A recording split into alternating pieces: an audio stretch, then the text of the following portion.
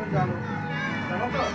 তার জন্মদিন নেতাজি সুভাষচন্দ্র বোস। নেতাজি সুভাষচন্দ্র বোস আমাদের ভারতবর্ষের একজন বীর সন্তান। তিনি আমাদের ভারতবর্ষে যে জন্মগ্রহণ করেছেন তার জন্য সত্যি আমরা ধন্য। তিনি কী কী করেছেন আমরা সকলেই জানি। তা সত্ত্বেও দু এক কথা বলতে হয়। আমাদের ভারতবর্ষ ইংরেজদের কাছে পরাধীন ছিল কত বছর? প্রায় 200 থেকে 250 বছর পর্যন্ত। তো এই পরাধীনতার গ্লানি থেকে আমাদের মুক্তি করেছিলেন কে, বা মুক্ত করেছিলেন নেতাজি সুভাষচন্দ্র বোস। তার সঙ্গে আরও অনেকে ছিলেন, বিনয় বাদল দীনেশ, ক্ষুদিরাম, মাস্টারদা সূর্য সেন। তারা প্রত্যেকেই আমাদের এই ভারতবর্ষকে স্বাধীন করবার জন্য নিজেদেরকে প্রাণ তুচ্ছ করে, নিজেদেরকে বলিদান দিয়ে আমাদের এই ভারতবর্ষকে তারা স্বাধীন করেছে। ইংরেজরা সব থেকে বেশি ভয় পেতেন আমাদের নেতাজি সুভাষচন্দ্র বোসকে। তারা কী করলেন?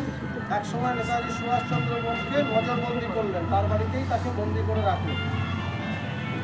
বেরোনোর কোনো উপায় নেই, কিন্তু নেতাজি সুভাষচন্দ্র বোসকে বেরোতেই হবে, কারণ না বেরোলে তো আমাদের এই ভারতবর্ষকে স্বাধীন করতে পারবেন না। তাই তিনি কী করলেন? ছদ্মবেশে আমাদের ভারতবর্ষ থেকে সেই তার বাড়ি থেকে ইংরেজ পুলিশদের চোখে ধুলো দিয়ে তিনি বেরিয়ে তিনি কোথায় গেলেন? না রাশিয়ায় গেছিলেন। আমাদের রাসবিহারী বোস তার হাতে আমাদের যে স্বাধীনতা সংগ্রামের যে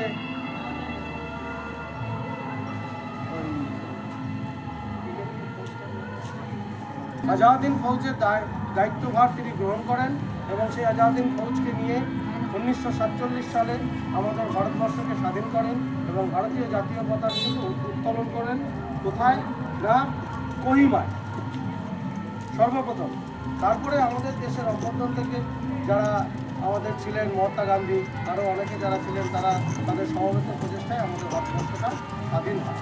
তাই এই বীর নেতা সুভাষচন্দ্র বোসকে আমরা শতকোটি প্রণাম জানাই। ওরকম ধরনের মানুষ যদি আমাদের ভারতবর্ষে জন্মগ্রহণ করে এবং আমাদের ভারতবর্ষ তাহলে অনেক এগিয়ে যাবে। বর্তমান ভারতবর্ষের যা পরিস্থিতি, তাতে এরকম নেতার প্রয়োজন। আমরা ঈশ্বরের কাছে প্রার্থনা করি এরকম মানুষ আমাদের ভারতবর্ষে জন্মগ্রহণ করে। চুপ করো এই তো আমি গেছি নাকি? আমি তো এই করি। ও মা হাততালি Thank you.